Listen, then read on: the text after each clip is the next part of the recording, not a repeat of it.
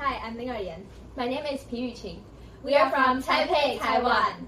Lipid droplets are small organelles that store fat and energy inside our cells. They are critical for metabolism, and studying them can help prevent metabolic disorders such as diabetes and obesity. Lipophagy is when cells recycle lipid droplets for cleaning or energy. During lipophagy, a structure called autophagosome surrounds lipid droplets and delivers them to the vacuole to be degraded. Scientists have found out that the ATJ protein helps recognize the cargo in autophagy. However, the protein on lipid droplets that interact with ATJ still remain unknown. Therefore, our project aims to identify specific proteins that may serve as receptors for lipophagy. So, how we actually screen for lipophagy receptors?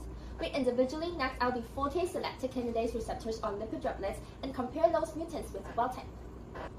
But before that, we need to select the conditions that could better trigger lipophagy.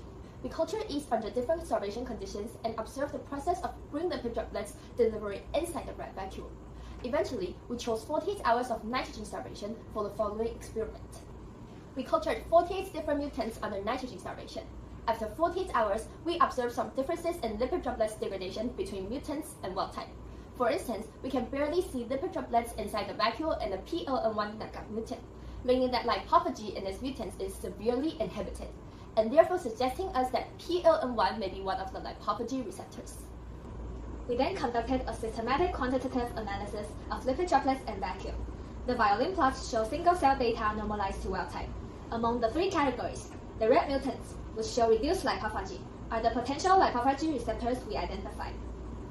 All in all, out of 48 candidates, we successfully identified the 8 proteins on lipid droplets which potentially work as the lipophagy receptors.